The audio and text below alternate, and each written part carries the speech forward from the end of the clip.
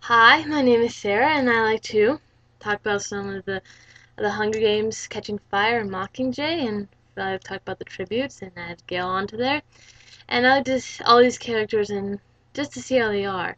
And it's actually interesting to study the characters themselves.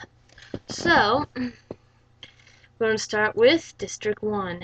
And District 1 has Gloss and Kashmir. Gloss and Kashmir are both in their 20s, supposedly, and Gloss likes a dagger, which he kills Wireless with. And both Gloss and Kashmir are both brother and sister, both classically beautiful, as described in the book. And it's actually interesting. And so are Marvel and Glimmer, so basically District 1 seems to be that way. And Kashmir is killed by Johanna, while Gloss is killed by Katniss. And so, District 2. This is the most brutal of all the all the tributes, except for Titus, but they killed him off in the games early before he ever won. He had no chance to win. And there's Brutus and Borea. And Brutus fights with a spear. He's in his 40s. He volunteered. And he's a good fighter, and he's reminds me a little bit of Kato, but he ends up being killed by Peeta after he kills Chafe. And he's really not that into it, but his other tribute uh, is Enobaria, and she's around 30. She volunteered too. She wanted to come back into the games, and she throws knives, and she survives the whole thing. And then she gets captured along, and then she gets brought back. She sides with whoever's winning at the time. So she's the most brutal of them all. She took a guy's throat out in her first games, so really, she's an interesting character. And I can't wait to see her because she files her teeth down and dips in the gold, and it's going to be interesting. And then we have, for number 3, BT and Wireless. BT is older, and Wireless is in her 30s, but she's lost part of her mind since the games. Never really goes into her game too much. And they're both keen on detail. They're very perceptive, and they're the ones that figure out that about the arena, and they use technology and to fight back instead of arms, and they're not the strongest, and they have to be rescued by Johanna and Blight, and then Johanna's left alone with them, and she has to get them to the Alliance, but they're very smart, and Wireless, she just has problems communicating. And so no one really understands her. She's trying to tell, but BT's out of it from being stabbed, so he can't really help out. He understands her. And then we get 4 with Mags and Finnick. Mags is an older woman in her 80s. She's good with knots and weaving. She stepped in for Annie Cresta, which Finnick's girlfriend, and it's because she couldn't handle the fighting again, and so Mags ends up giving her life to save Peeta. And so she's really the motherly type, and she's lived her life, and she's been Finnick's mentor while he was there. Finnick is 24, and he's really good with the trident and a net, and he's a really good fighter, and at first he's a little off, but after that he really picks up his character as a really good character because his love for Annie is amazing, and how he just sits there and is so patient with her. And he got prostituted out as after he won his games, so he's kind of awkward and from that. So really, his character. I really do love his character, and I was saddened when in Mockingjay what happened to him. And then there's the Morphlings from 6. The Morphlings, they probably were strong in their day. There's not much about them. Their ages really aren't given.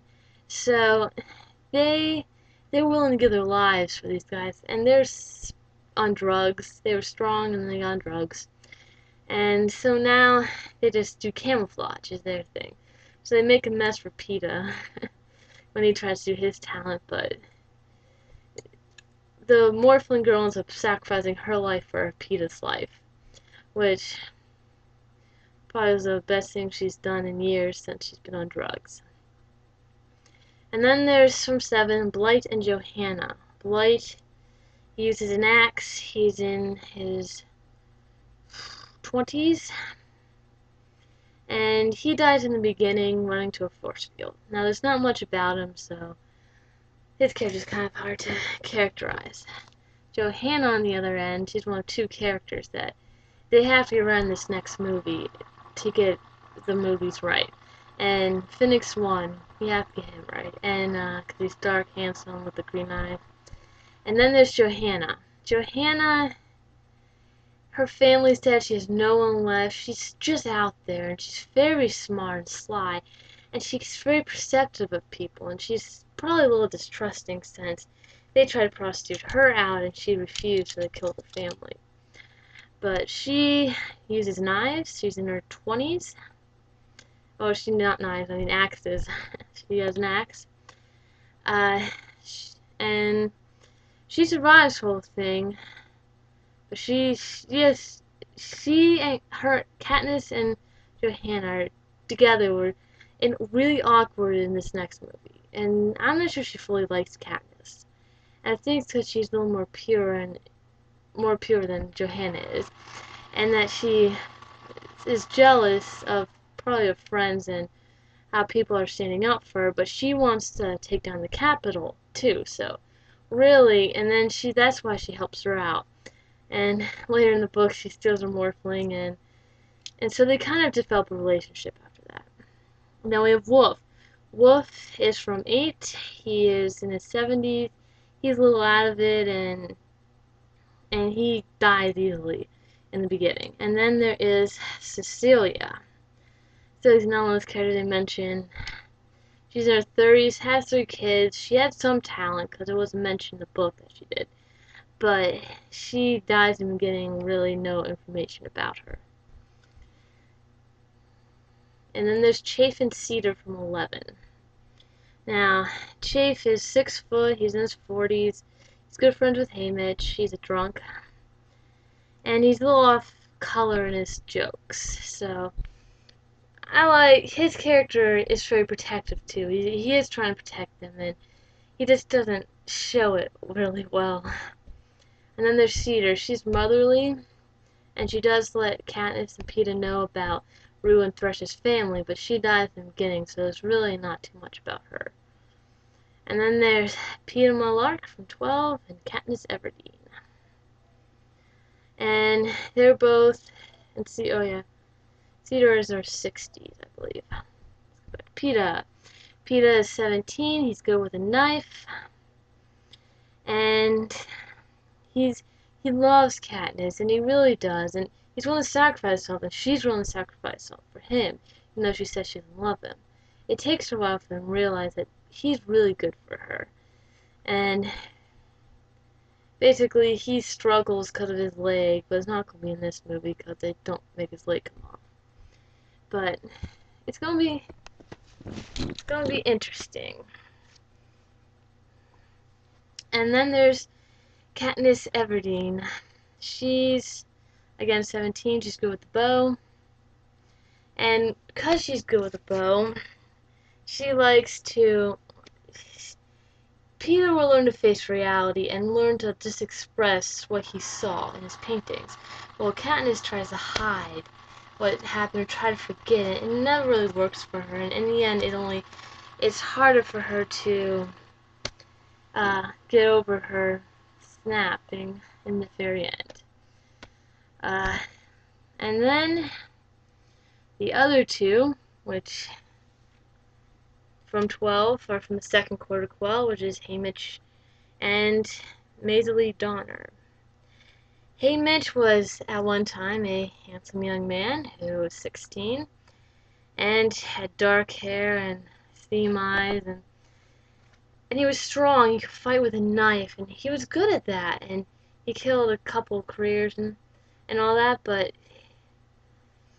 he his regret maybe started because of all the people he killed, but on top of that, Maisie Donner. Maisie was a shop girl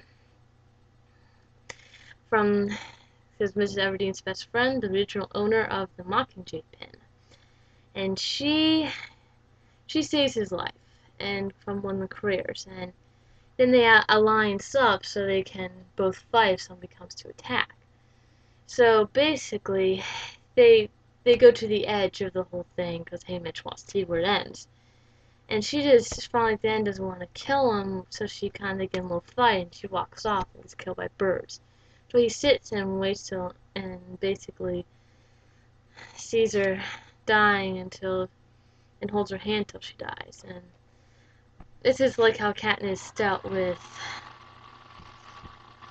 Katniss dealt with Rue, and that's one of the important things that we. And so he did have a good personality, but one of his major regrets is because he used the force field on the edge for his advantage. They killed his family and his girlfriend, and so now he's just a drunk who he's trying to wash away his things, and it doesn't work. And he survives the whole thing, but he never really gets off the bottle, only for certain times. And then there is Annie Cresta. Annie is an ex-girlfriend. She's not fully there. He has to be very patient with her. She's not really in her game that she won. She didn't kill anybody. She basically saw her other tribute from her district's head cut off, and then she ran off for a while, and then a dam broke and the water killed everybody else except she could swim, and so she swam to victory in the end. And so she's never been right since. She's beautiful and she looks normal, but she's just a little bit off, and she does strange behaviors. And Finnick's really in love with her, and eventually they do get married, but